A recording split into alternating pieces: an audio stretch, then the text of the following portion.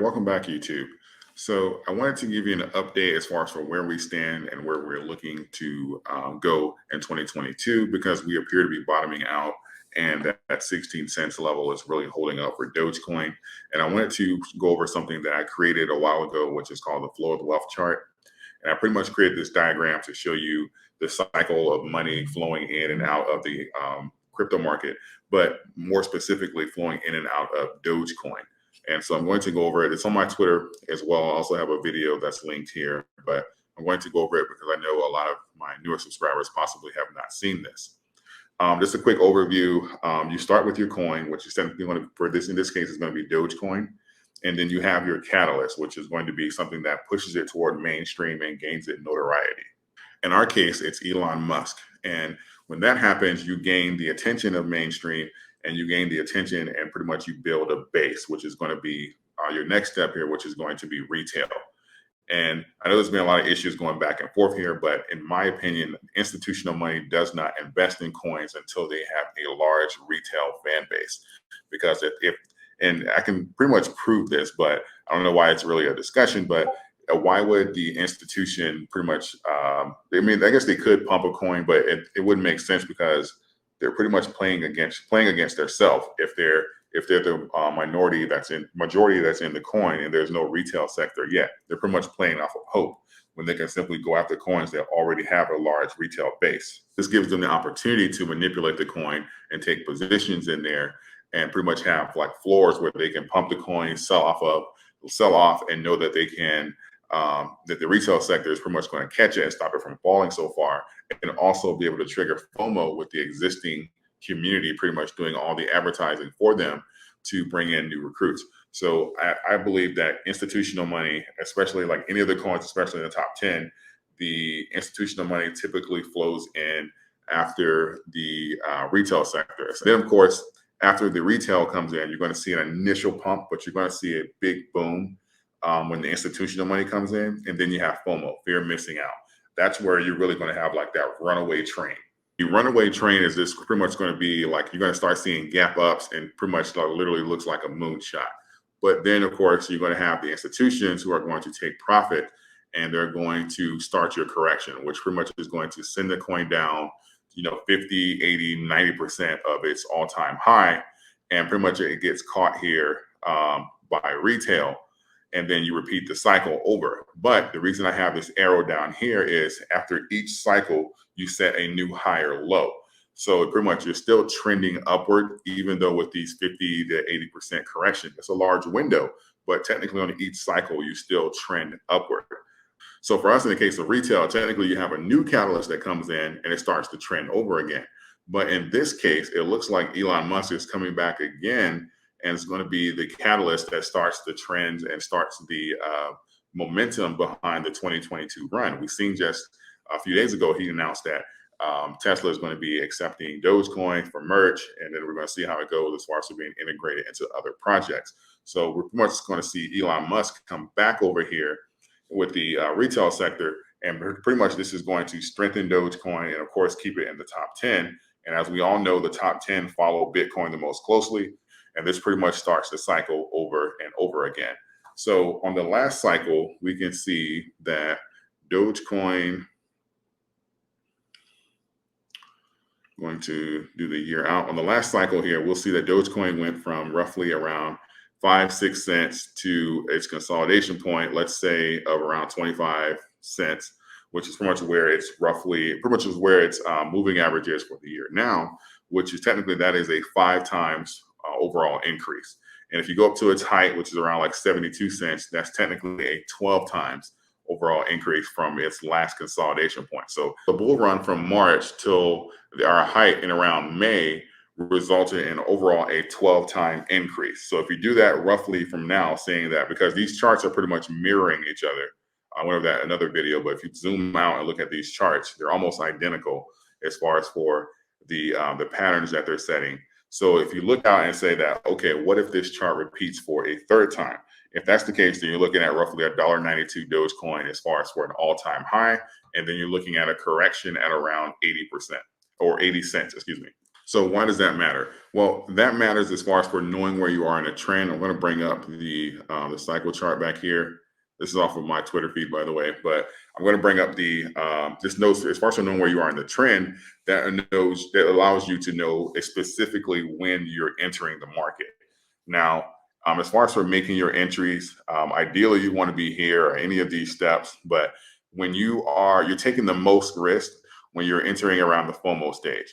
The FOMO stage technically always comes, but I know psychologically people like to invest around here because pretty much that's when the media is reporting it. It has a lot of free press. It looks like easy money. It's been going up, 5 days in a row. I just need to put in this 5 grand and by tomorrow it's going to double. And that's normally how people get wiped out because after FOMO, there's always a correction and then you repeat again. Now, the benefit again is that higher low because we've been trending upward. And if you look at the charts, you'll see, hold on, sorry, you'll see that this remains true. You have your initial cycle, you have your boom, you have your correction, you have your consolidation point, then you repeat, boom, consolidation point, which gave you an idea of roughly where it would test. Where the resistance line would be. You have your height, and you come down back and you test again, and then you have your consolidation point, you go sideways, and then you repeat. Now, will this continue to mirror for a third time consecutively?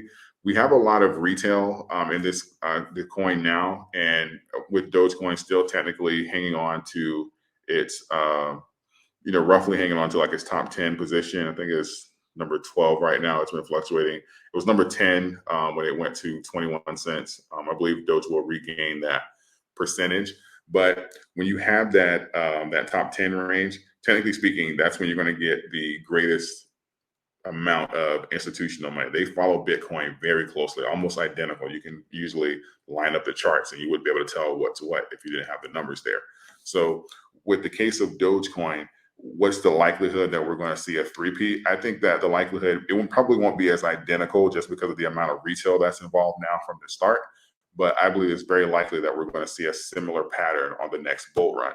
So this gives you an opportunity to make sure that you are in any of these sections, retail, institutional money. I guess you can put Elon back down here, but you want to be purchasing in any of these sections because I believe that we're right here, pretty much around like the Elon section where we get ready to bottom out around the 16 level, and then we start the process over again. Overall, you don't want to be here. So even if you're investing here, I'm not gonna say you're late, but you still have the opportunity, especially if you get in before, you have an opportunity to kind of ride that wave up of the next cycle. But here, this is where you're taking extreme risk. So unless you're a proficient day trader or something like that, I wouldn't recommend it.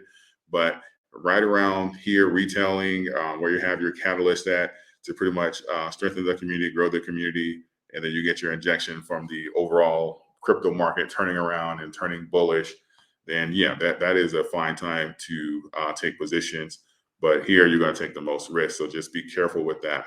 When you're looking at the cycle, just make sure that you know your numbers and hold true to them. I know that a lot of people are going to be like, oh, diamond hands and to the moon and stuff like that. But again, it's hard to describe what exactly the moon is.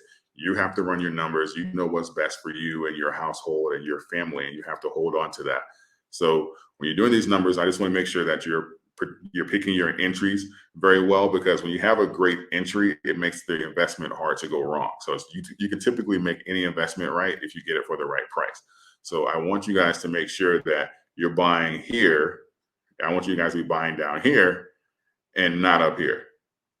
So, and this number doesn't even matter because while I do believe that we're going to see these numbers again, I know that when you buy here and you go down here for so long, it makes it hard to stomach it. So you just kind of have to, it's about perspective because, technically speaking, buying here seemed like a big deal because there are people like, oh my God, it's 7 cents. I'm going to buy again when it goes back to 2 cents, and they're still waiting. So I don't want you guys to be, in this situation here, or if it's like, 25 cents or something like that, 30 cents, you're like, oh my God, it's high right now. I'm going to wait until it goes back down to 16 cents. And then of course we're on the next cycle and we're playing with 50, 60, 70 cents and you're still waiting because these people here that was at 7 cents that are waiting on it to go back down to 2 cents and stuff like that, they're still waiting. So unless they decided to change their minds and change their entry point. So I don't want that for you. Look at the cycles, know the trends. You can take this chart and apply it to just about any crypto. Technically speaking, this applies overall. You have your catalyst, and then you have your retail sector, and this describes the flow of money in and out of markets. So I just want to provide you with a quick update. Let me know if you guys are familiar with the cycles and do you feel comfortable investing your money now.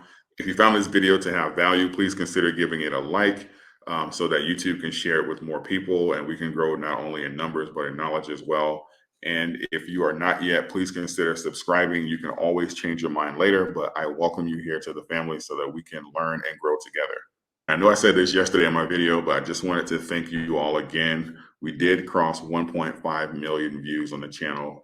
Again, I am really grateful and I'm actually proud that we were able to accomplish that, especially in a matter of months before 2021 even closed out. So that is phenomenal. And I'm looking forward to a great 2022 with you all. And don't forget about BlockFi. If you open an account with them, you can get up to $250 in some of your favorite crypto, including Bitcoin and Ethereum. I appreciate all of you. Thank you. And until next time.